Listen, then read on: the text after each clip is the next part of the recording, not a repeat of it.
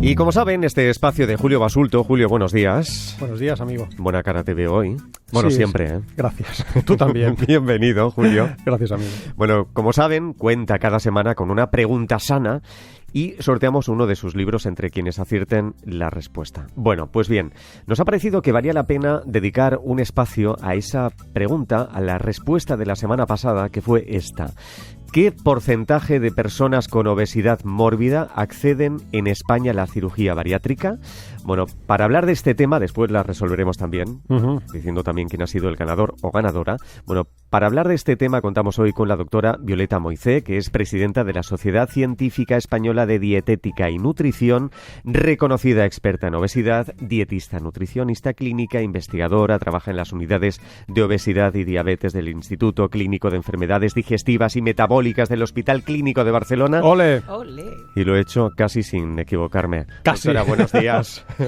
Buenos días. Muchas gracias. Te podemos tutear, ¿no? Por supuesto. A pesar de que seas presidenta Sí, de la sociedad científica. La verdad es que eso es lo que me hace sentir más cómoda, que me tutees directamente. Además ya nos conocemos, ¿eh? Hemos conversado en otras ocasiones por la noche. Supuesto. Gracias y bienvenida. Y Gracias. también está con nosotros esta mañana Montse Molas Castells, actual paciente de Violeta y expaciente de la nutricionista Olga Illón. Muchísimas gracias también por estar con nosotros, Montse. Bienvenida, muchas gracias. Muchas gracias. Acércate un pelín más al micrófono, como hemos dicho. Bueno, empezamos, si os parece, por el principio, respondiendo a la pregunta sana, Julio. Venga. ¿Qué te parece? Te la vuelvo a formular. Sí, por favor. ¿Qué porcentaje de personas con obesidad mórbida acceden en España a la cirugía bariátrica? Pues exactamente el 2,2%. Y este es un dato que, como tú has dicho, proviene de un consenso de varias sociedades científicas. La Sociedad Española de Endocrinología y Nutrición, la Sociedad Española para el Estudio de la Obesidad, la Sociedad Española para la Cirugía de la Obesidad. Yo cuando vi el dato me sorprendió. Yo sabía que había una reticencia por parte no solo de los pacientes, que muchos pacientes ¿Te sorprende tienen miedo. por bajo o por alto? Por alto. Ay, por bajo, perdón. Por bajo. Sabía que era bajo. Bien, bien. Pero no tan bajo, un 2,2% de una patología muy prevalente y que tiene un tratamiento bastante efectivo, pues es muy poco. Hay una parte que es cierto que es de la sociedad que es reticente a esto, pero también hay una buena parte del colectivo sanitario que somos desconocedores de este asunto. Y pensé, bueno, voy a probar, a ver si me toca la lotería y me acepta la doctora Violeta Moicé la invitación traicionera a venir un domingo por la mañana. Ha venido, y gracias. ha dicho que sí. Y la grandísima Montse Molas, que es una amiga también. Y yo creo que nos va a quedar un programa muy interesante. A que sigue, por favor, no se lo pierdan, que van a descubrir y aprender un montón de cosas. Es verdad. Yo vengo dispuesto a aprender muchísimo de este tema. Venga. Menos del 3%, dice Julio, 2,2, ¿verdad? Sí. Hemos dicho 2,2. Sí. ¿Qué opinas sobre este dato, Violeta? Claro, un poco siguiendo la línea de lo que comentaba Julio, ¿no? No sé si es bien reticencia, como todo relacionado con la falta de información. Falta de información, falta de acceso también, ¿no? Realmente el tratamiento de la obesidad siempre ha sido un tratamiento de difícil acceso para lo que necesita como patología crónica que es. Debería tener un abordaje, una disponibilidad a la población que empiece incluso en atención primaria con los elementos que necesita, aspectos multidisciplinares, médicos, emocionales, etcétera. Y ese abordaje multidisciplinar, como se le da a todas las patologías crónicas, como por ejemplo la obesidad, la diabetes, pues no se está disponible en la sociedad en general. Dicho esto, luego hay el aspecto de información por parte de los profesionales de la salud, que muchos de ellos no conocen la seguridad, los beneficios, etcétera, y hace que tengan esta posición un poco limitante a la hora de recomendar, etcétera, ¿no? ¿Y qué personas son candidatas a la cirugía bariátrica? Son candidatos las personas con obesidad grave, eso quiere decir índice de masa corporal por encima de 40 kilogramos por metro cuadrado, es un índice clínico que indica corpulencia, que correlaciona bastante con la adiposidad, que es como se define obesidad, exceso de tejido adiposo. Ese índice de masa corporal, como decíamos, debería ser superior a 40 en esas personas que padecen esta enfermedad grave, y si no, también están indicados en personas que tienen un índice de masa corporal superior a 35, pero que tienen 2 o más comorbilidades, complicaciones asociadas a esta enfermedad. Es decir, menos grado de obesidad, pero más riesgo clínico de sufrir enfermedades Es bastante frecuente, por cierto, ¿no? Una persona con índice de masa corporal de 35 con comorbilidades es bastante frecuente. Por eso, de los candidatos, ese 2%. O sea, ¿cuántos hay susceptibles en nuestro medio? Pues de esos, un 2%. Un apunte pequeñito con la palabra mórbida. Sí, has dicho grave. Grave. Sí, me ha gustado. Estamos... de hecho, díganme, Julia, ¿a vos te gusta la palabra mórbida? No. ¿Te gustaría que te digan soy mórbido? No. No. Me gusta mucho que hayas dicho grave. Y te voy a copiar y citar. Tiene matices muy negativos, Muy ¿verdad? negativos. Seguro que Estrella Montolío nos diría algo al Aquí se respecto. pondrían las botas. Seguro. Porque, Sigue, perdona. ¿No? Monse, ¿te gustaba que te digan tienes obesidad mórbida? ¿O te hubiera parecido mejor sentir padezco obesidad grave? Mejor obesidad grave. Mejor. De hecho, en todo el tema de la lucha contra el estigma con esta patología y socializarla y que se reconozca como enfermedad crónica y tal, una frase que dice siempre Julio también, ¿no? Tú no eres, el padecerla no te hace que seas esa patología, Eso pues lo es. mismo. No eres con obeso. esto. No, padeces obesidad. Claro. Y lo mismo con el tema de la palabra mórbida, que desde muchos foros, también la gente que trata en profundidad el estigma, con los que ahora estoy bastante unida, barajan la posibilidad de dejar de utilizarla. Incluso revistas específicas, científicas, ya no aceptan determinado vocabulario. La palabra mórbida se está debatiendo entre una de ellas como para que... Está muy bien que sea así, ¿eh? Vamos a escuchar un pelín más a Monse. Pasaste por varias dietas milagro, por llamarlas así, antes de ir a parar a Olga y John, que finalmente te puso en contacto con Violeta. Cuéntanos tu caso. ¿Qué nos puedes contar? Pues yo a los 4 años empecé natación, hasta los 16. Cuando hice el cambio a la pubertad, pues empecé a coger algún kilito, pero no era mucho peso.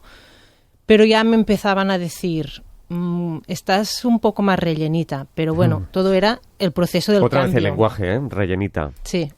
Horrible, sí. Sí. Además con el diminutivo, ¿verdad? Sí. El rintintín. Sí.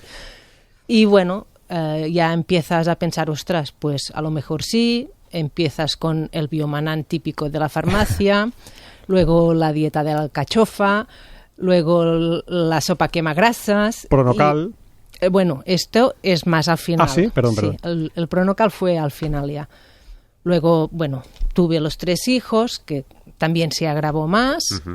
Y aparte que te descuidas, porque eres la última. Es verdad, primero son los hijos, ¿no? Sí. Y después el último. Y bueno, al final llegó el dichoso pronocal, entre otros, pero este lo hice 4 veces.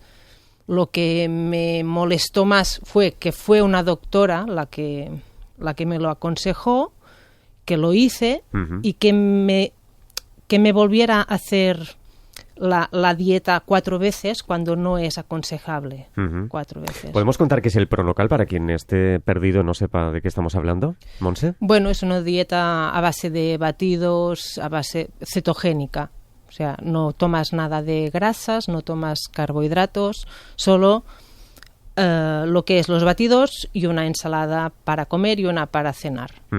Y todo era eso.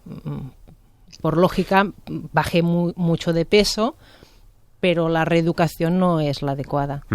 Y estamos hablando de un proceso de idas y venidas de un método a otro. ¿De cuánto tiempo? ¿Cuántos años? Bueno, empecé a los 13 años con dietas y hasta ¿A los 13 años? Sí.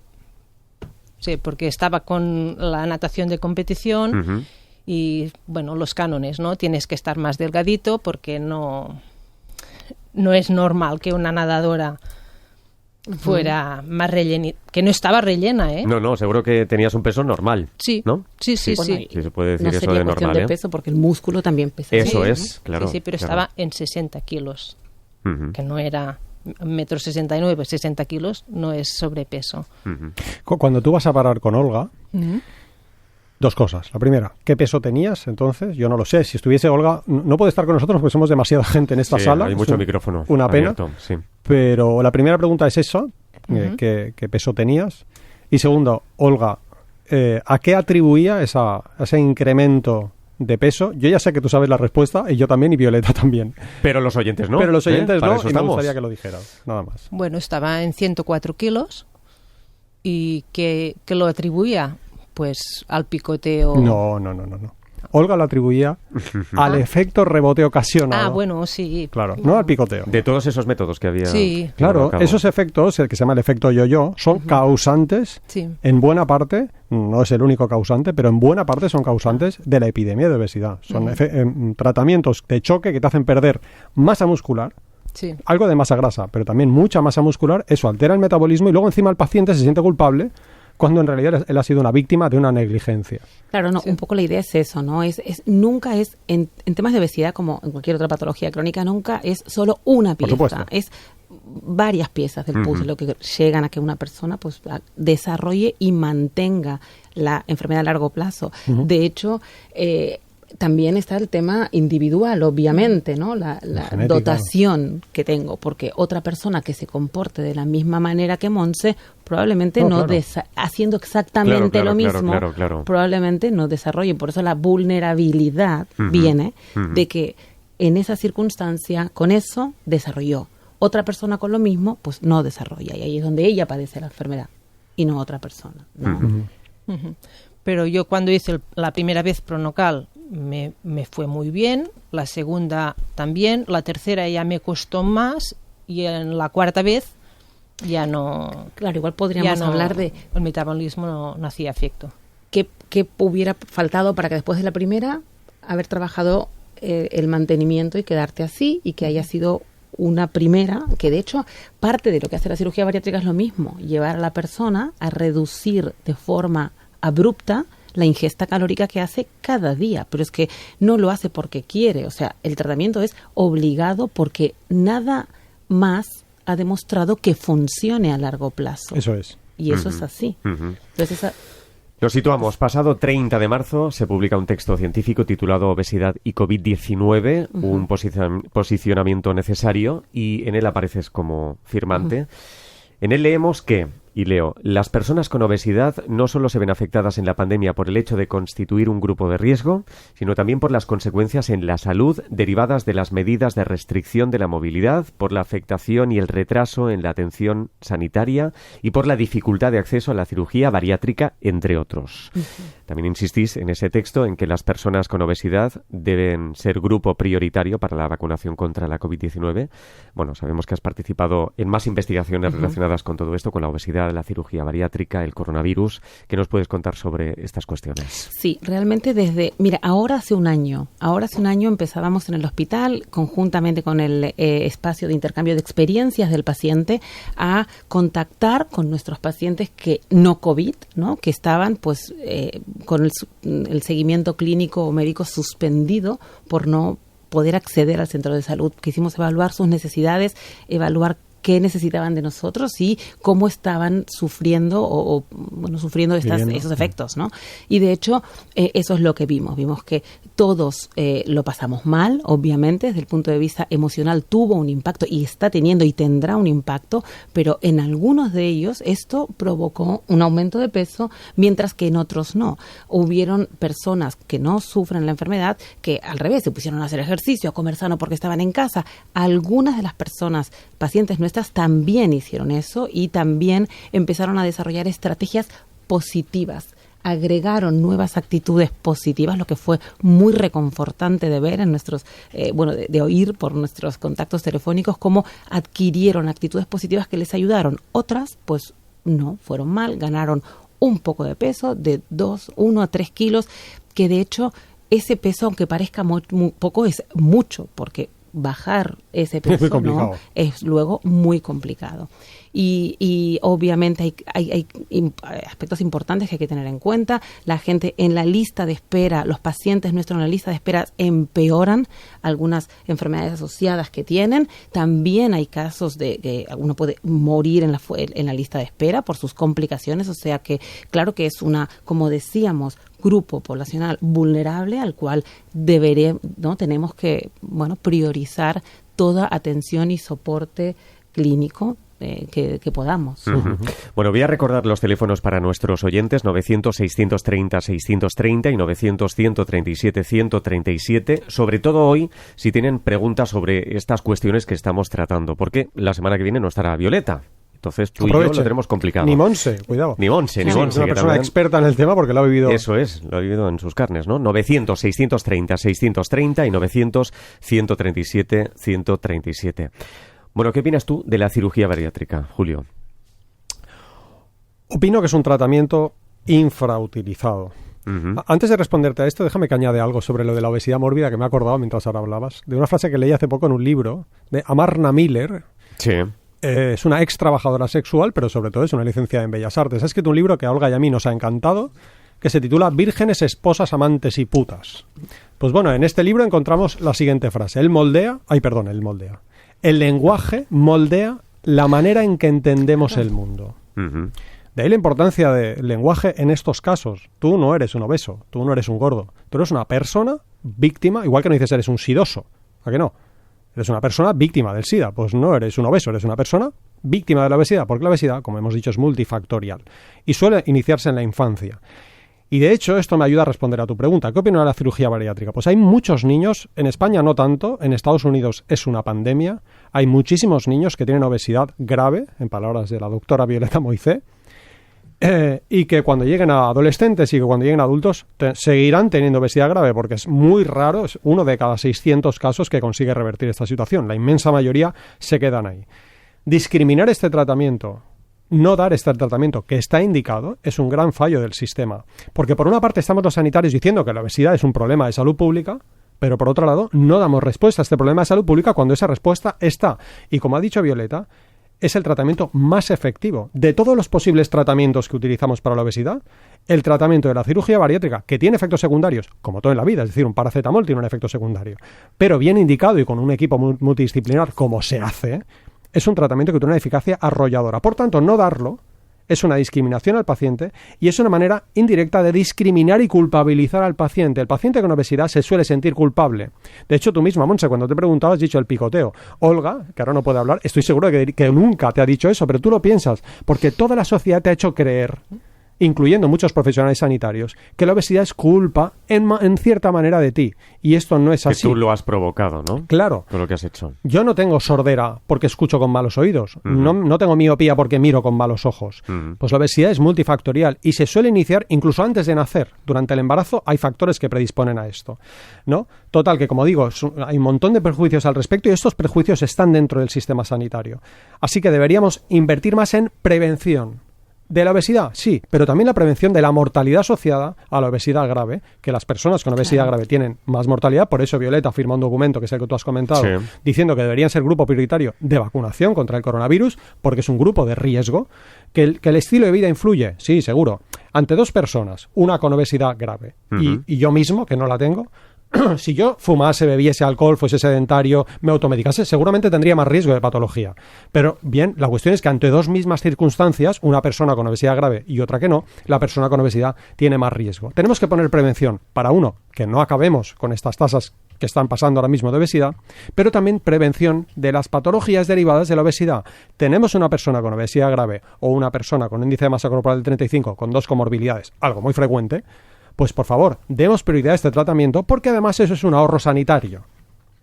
Resulta que si tratamos prematuramente la obesidad, además de no culpabilizar al paciente y quitarle estigmas, resulta que nos acabamos ahorrando un montón de tratamientos porque la obesidad se relaciona con mayor riesgo de algunas patologías a escala poblacional, cardiovascular o algunos tipos de cáncer.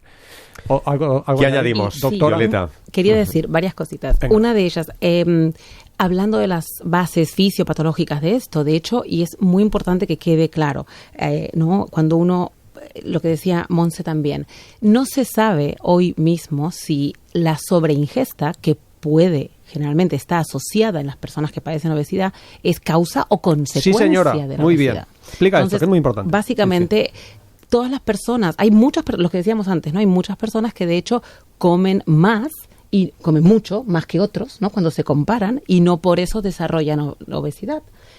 Resulta que ahí es donde nos decimos, bueno, o la evidencia ha cuestionado, uno come más porque padece obesidad o porque padece obesidad come más. Ahí está. Los mecanismos de recompensa, Eso es. los mecanismos que inducen a la ingesta son diferentes, y eso lo sabemos hoy por estudios bien definidos de neuroimagen, etcétera, que están llevan unos canales distintos en las personas que padecen obesidad versus en las que no. O sea que ese es un punto muy importante. Lo resumo.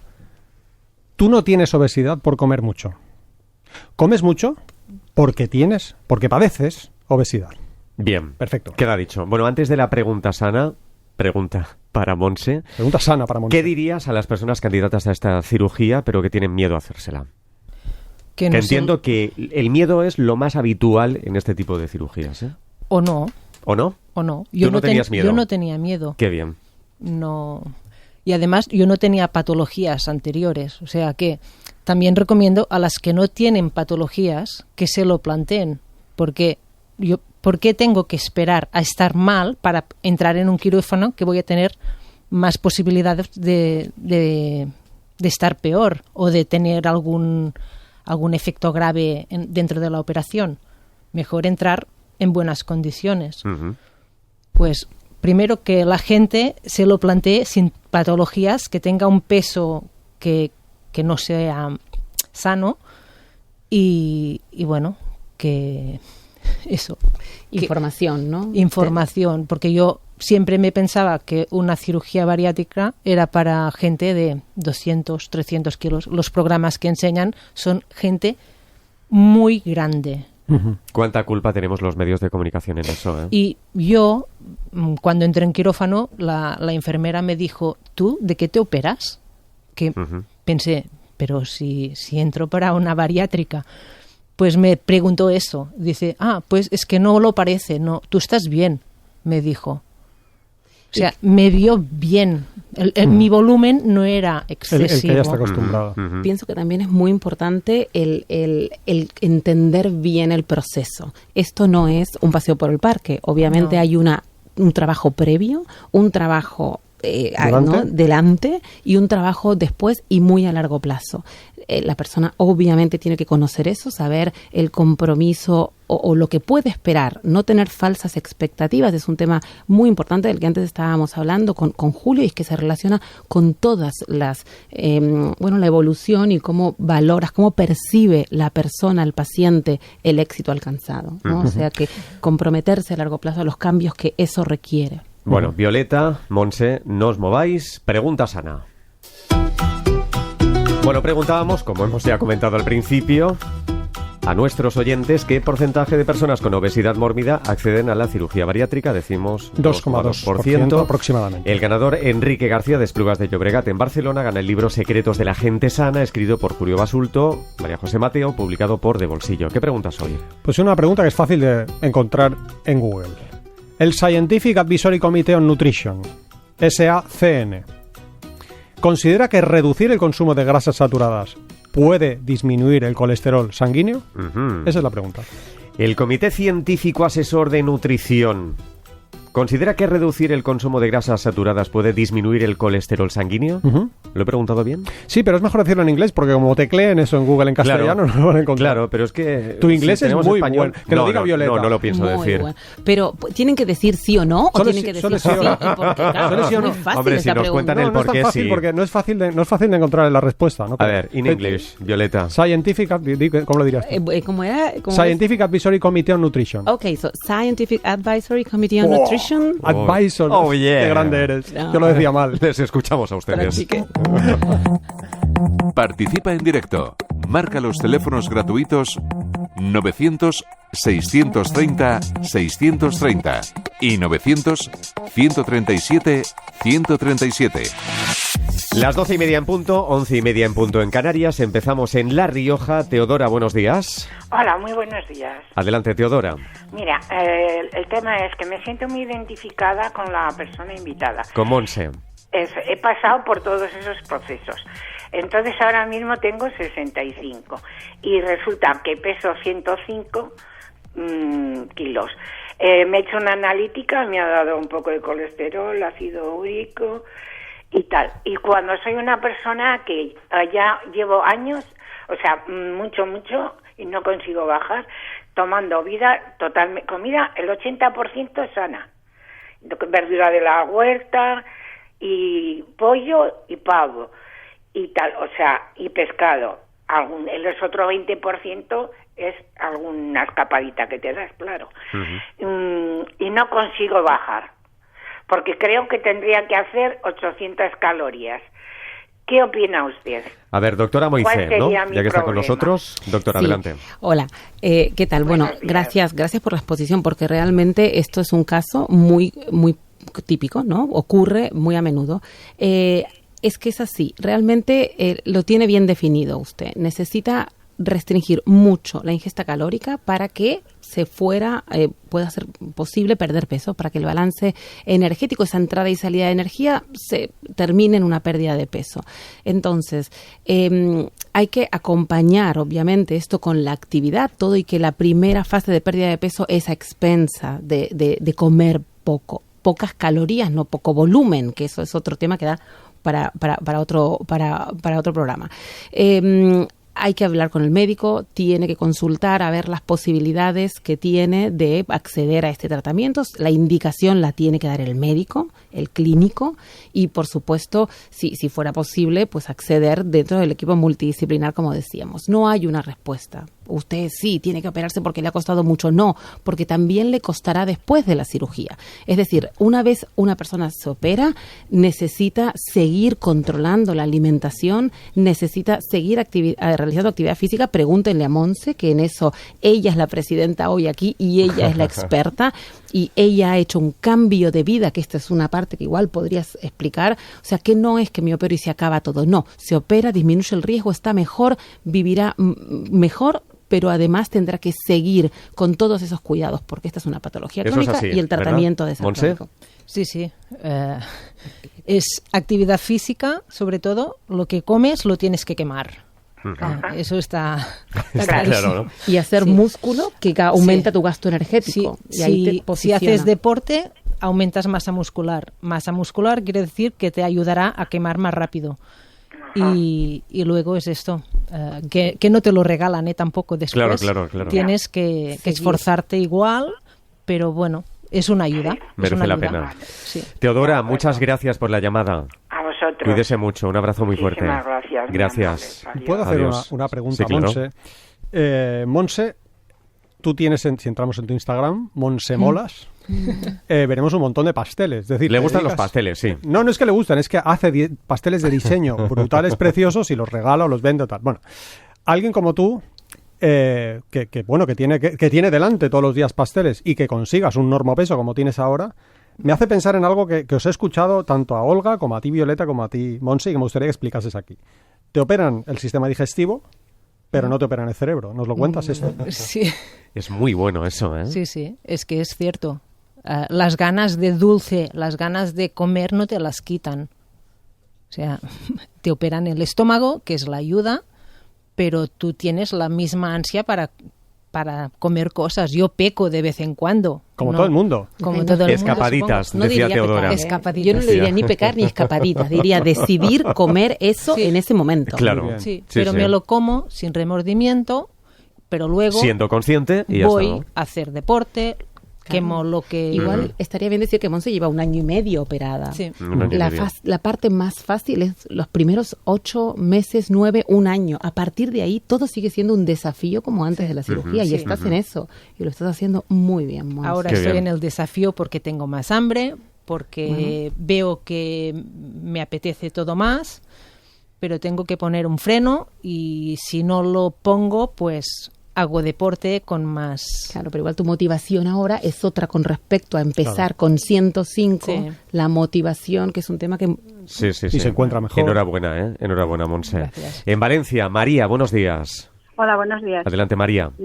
Pues mire, yo soy una persona que, como ha comentado antes, era rellenita ya de joven. 53 kilos sobre los 18, 20 años, 25.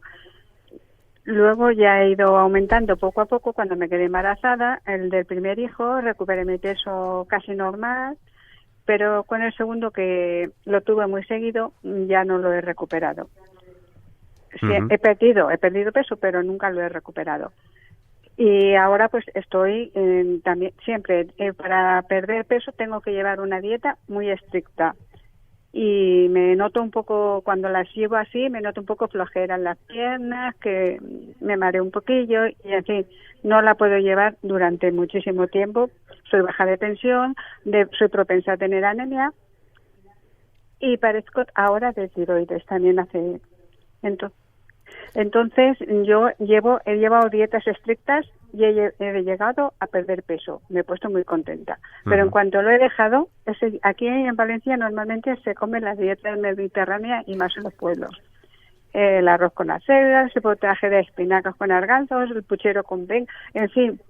Yo normalmente no como tampoco, siempre me voy cuidando. Yo me saco mis acelgas sin el arroz o me hago pescado a la plancha y carne muy poca a la plancha, en fin, que me cuido, aunque no lleve dieta estricta. ¿Qué podemos comentar, doctora? Bueno, claro, es un punto muy importante lo que acabas de comentar, porque realmente cuando uno se somete a una restricción calórica, limitar lo que come, es importante que considere la suplementación, si hace falta de vitaminas, minerales, etcétera, o que se asegure de que eso no falla. Es decir, es muy probable que al restringir tanto las calorías se limiten muchos de los micronutrientes esenciales que necesitamos y por lo tanto hay que completar esa restricción con una suplementación de vitaminas, minerales, etcétera, ¿no?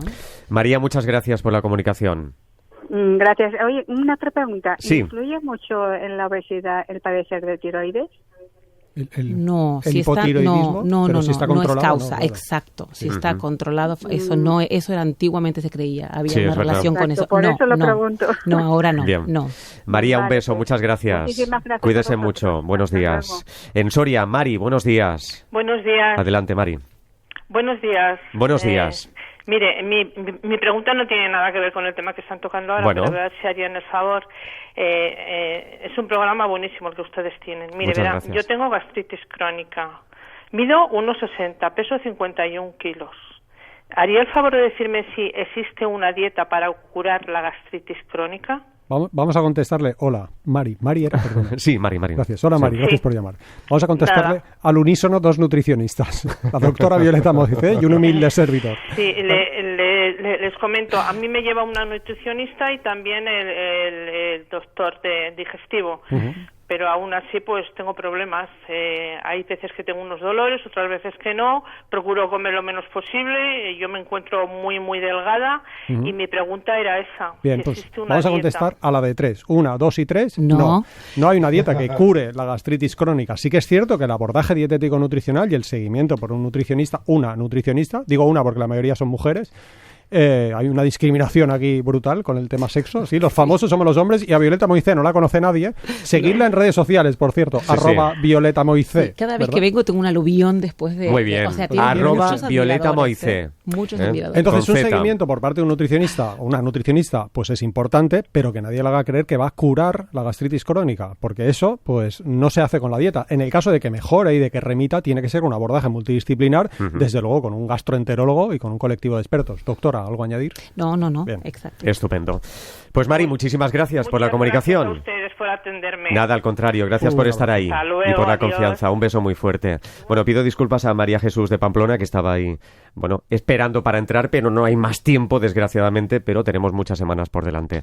En fin, doctora Moicé, presidenta, la hemos tuteado, la presidenta de la Sociedad Científica Española de Dietética y Nutrición. Muchísimas gracias. Muchas gracias a vosotros. Por esta mañana hemos aprendido mucho sobre todo esto. Yo también. Monse Molas, muchas gracias también. Gracias. El Twitter y el Instagram, Monse Molas, así, muy fácil. Verán esos pasteles riquísimos. Muchas gracias, Monse. Gracias a vosotros. Y Julio Basulto, a cuidarse mucho. Igualmente, Le das amigo. besitos a Olga, Ahora de mismo. nuestra parte. Claro Muchas que sí. gracias.